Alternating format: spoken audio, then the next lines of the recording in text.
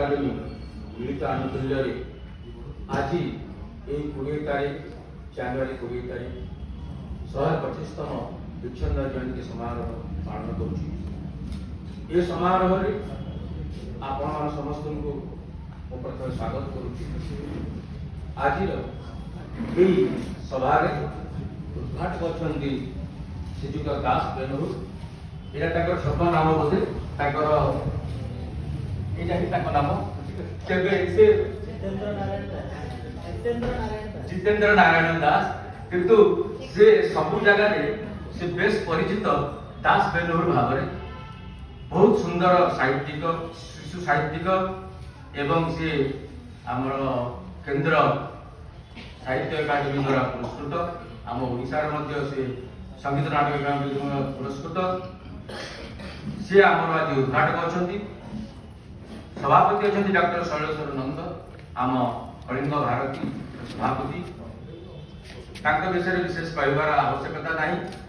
कारण यही कलिंग भारती अनुष्ठान दीर्घ दिन है सी तार संपादक हिसाब से कार्य चलाई आसते परवर्ती काल में बर्तमान तार सभापति भाव में आगे नबार प्रति अच्छा निजे जड़े सुसाहित्यिक समालोचक लेखक अभिनेता सर्वगुण संपन्ना शेष जड़े डाक्तर चिकित्सा शास्त्र डाक्तर ये समस्त विद्या से पारंगम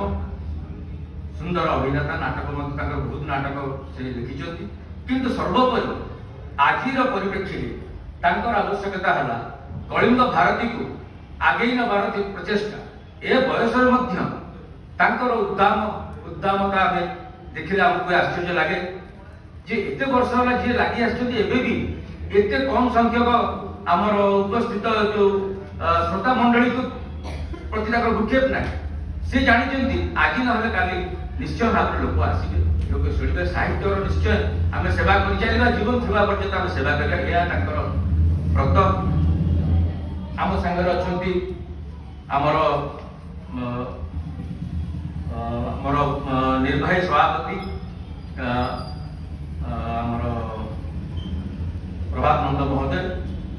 जी प्रचेषा प्रबल सी छोट बड़ू ये संस्था संगे संश्लिष्ट आमर भंज जयंती से छोट बड़ू से रिक्शा बुली बुली लोक प्रचार करुले भंज जयंती को आसतु बर्तमान निजे स्टेज ठिया लोक आह्वान दूसरे आपने आसतु ये संस्था को बंचाई रखु ये साहित्य को बचातु जाति को बचातु आज से कार्यक्रम जारी रही साहू अच्छा आम सागर इंजीनियर चंद्रशेखर नंद सी आमर सी सभापति भाव में ये किसी दिन थे वर्षे आमर सभापति थे परवर्ती काल स्वास्थ्य भल ना सी अब्याहति ने तेज जहाँ निरवच्छिन्न सेवा ये साहित्य प्रति जारी रही आम सागर अच्छा श्रीमती राजलक्ष्मी महांती जी होती विच्छेदन पट्टनायक बड़ झी एवं आम सौभाग्य से आम सागर आज अच्छा बापांकर सी तो बापा खाली नुहति आम समस्त बापा कलिंग भारत बापा कहले हम विच्छेदन पट्टनायक को विच्छेदन पट्टनायक एभली व्यक्तित्व जहाँ विषय जिते कहले लोक मैंने विशेष तो जानी ना विषय किंतु से समय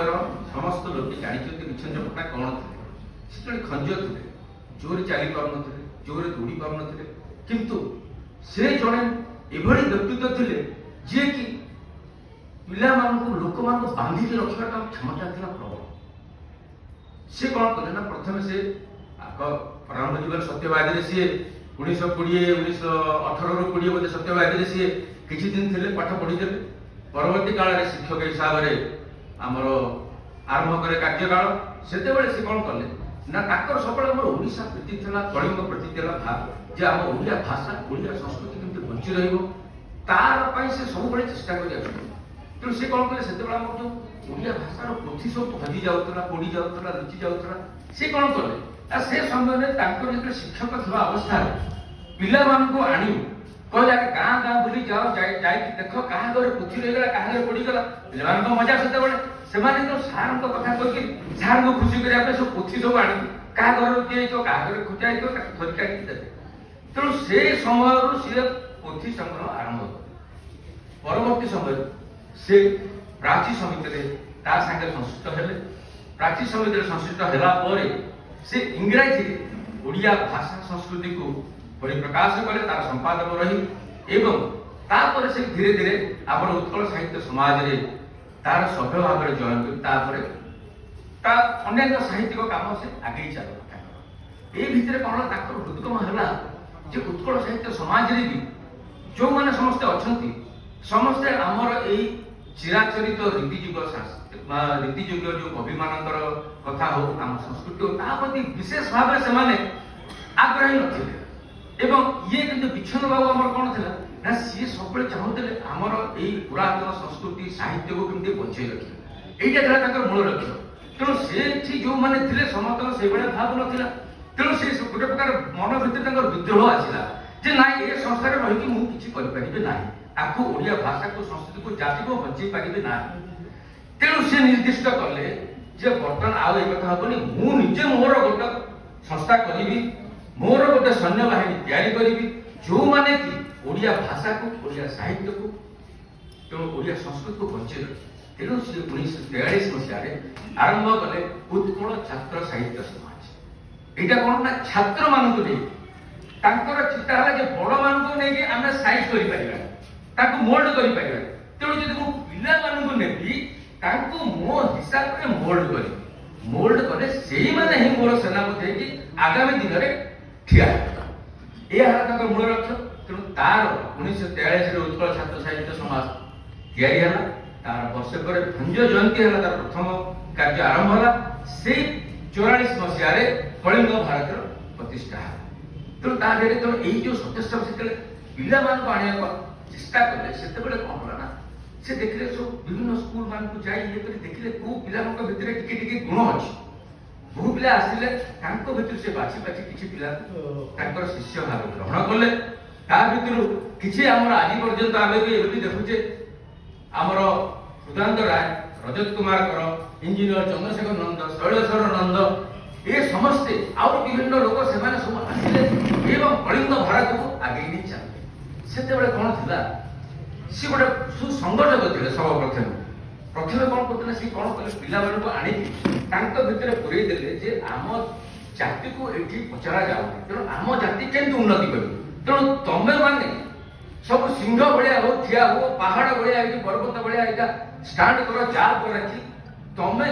ए संस्कृति को जाति को भाषा को आगे जाओ यही भाव आरंभ करी से कार्य आरंभ कले यही भाव में। तेणु विच्छेद विषय आम वक्ता मान सब वक्ता मान समस्त अच्छे से कहे मोर प्रारंभिक भाषण मुझे कहली जे आज विच्छेद बाबू से जहाँ करते आज से जिन चलती से भी विजातीय भाव था आज से विजातीय भाव अच्छे सेतेबेले इंग्रेज विजातीय भाव थिला एबे मध्ये से इंग्राजी विजातीय भाव अछि आमे एबे भी इंग्राजी कहबा को बहुत भलो पाउचे इंग्राजी रे करि कि हम अन्य हम इंग्राजी संस्कृति को ताको धरि कि आमे नै को भलो पाउचे किंतु एबे सेतेबेले मध्ये सेया थिला एवं सेतेबेले मध्ये एही भलिया आम रजत कुमार कर हेले शैलेश्वर नंद हेले ए माने जे देउथिले आज मध्ये सेही पळे पिला हमर बाहर दरकार जे हमर जाति को हम भाषा को हम संस्कृति को दृष्टि बचाई रखिबो एथि पई तेणु तारी चेष्टा कलिंग भारती करि आछि आगो करि आछिबो। तेणु विच्छेद चंद्र पट्टनायक एथि पई हमर नमस्कार। तेणु तांको आज नमस्कार करी